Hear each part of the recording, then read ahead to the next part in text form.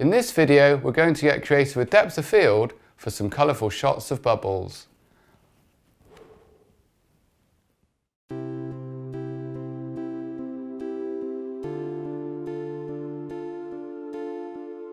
Photographing bubbles is a fun way to experiment with your Canon camera. But rather than shooting outside and dealing with the wind, harsh sunlight and distracting backgrounds, we're going to use a simple setup at home and use a fast Canon lens to capture some inspirational images.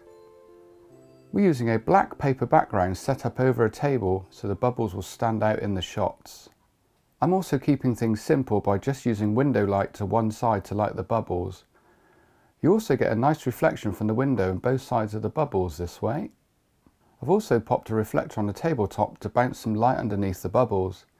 This reflector also makes it easy to wipe clean afterwards. We've bought different bubble mixtures which will create different sized bubbles for better variety in our shot. The one with the yellow tube creates larger bubbles compared to the other one. Our Canon camera is fixed in a position on a tripod which leaves us hands-free to blow bubbles, plus it makes it easier to combine the images later in Photoshop. I'm also using a remote control so I can fire the shutter at the right time just after I've blown the bubbles.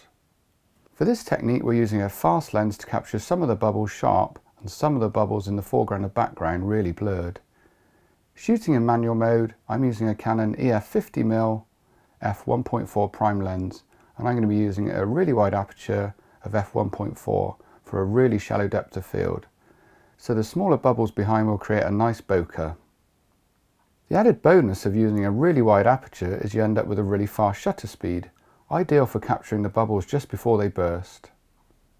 By setting the ISO to 800, we could achieve a quick shutter speed of 1/500th of a second. Now we need to pre-focus on where the bubbles will appear for the ones we want to capture sharply in focus. We've pre-focused on a washing up liquid bottle on blocks, then switched the focus to manual to lock it in place. We kept a block on the tabletop that's out of shot so we know where to blow the bubbles. Now we just blow the bubbles and press the button on the remote control at the right time. We chose to make the bigger bubbles sharpest, which appear fairly central in the frame. Once you've captured several bubbles sharply, now blow smaller bubbles 6 to 12 inches in front of and behind your plane of focus. We blew our bubbles across the top, middle and bottom of our frame to fill the image. This way you can capture blurry bubbles for the foreground and the background. Once we're happy with our images, we just need to combine them all in Photoshop. We batch processed our 36 raw images, then loaded the files together in Photoshop layers to create one image with multiple layers.